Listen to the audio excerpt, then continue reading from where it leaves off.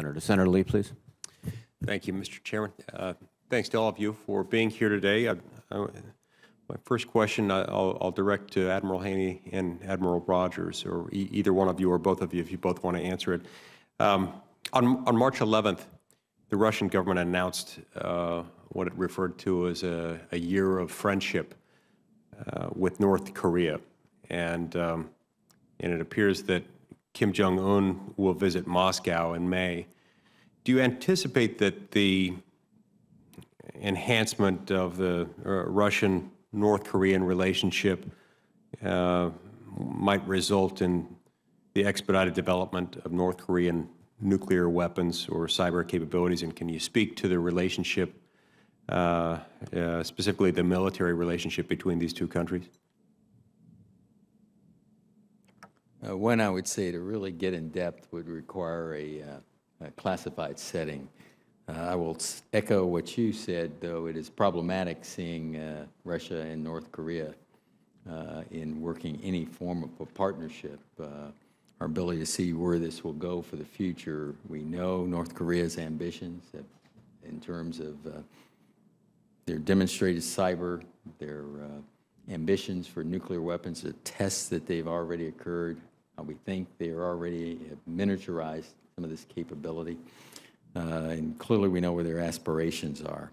So I see both nations, Russia wanting to have partnerships with others, and are looking at whatever mechanism they can to, in order to reduce strategic stability in their favor.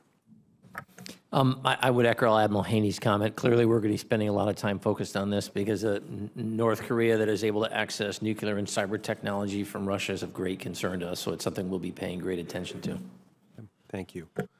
And then, Admiral Haney, a recent report out of Johns Hopkins University indicated that North Korea could possess nearly 100 nuclear devices by 2019, while continuing to make significant progress in its ballistics program. Does our current schedule to deploy 44 ground-based interceptors and upgrade their kill vehicles keep pace with the development of the threat to the homeland that may be presented by North Korea or perhaps other ballistic missile threats to the United States? Today, Senator, we are working to ensure we have a system of systems, a layered system associated with our missile defense capability to include the ground-based interceptors. Two areas I will highlight that we have to work on, and I think President Budget 16 provides for that.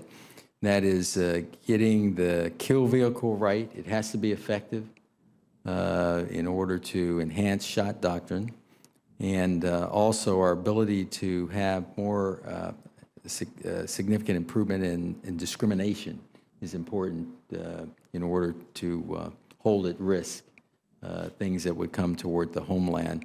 And those are two areas.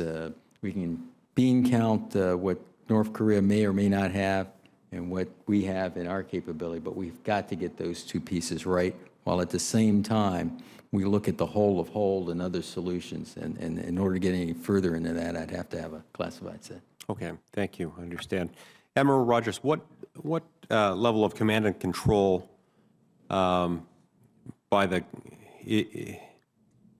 is there by the governments of Russia, China, and Iran over their, what we might call their cyber warriors? In other words, do they report into some sort of centralized command structure, or do they enjoy a degree of autonomy that gives their governments plausible deniability for their actions? In an unclassified structure, what I would highlight is each of the three use a slightly different structure, but in each case, the cyber activities we have seen to date display a strong and direct linkage between the individual actors doing the actual activity and the nation state directing it. One of the things we'll be looking for in the future, though, do nation states start to try to confuse our attribution ability by creating different relationships, for example, using other partners, trying to distance themselves in a visible way so their activity is not as directly attributable. I think that's a trend that we're going to be looking for. Okay. Thank you. Thank you, Mr. Chairman. I see my time has expired. Thank you, Senator Lee. Senator Gillibrand, please.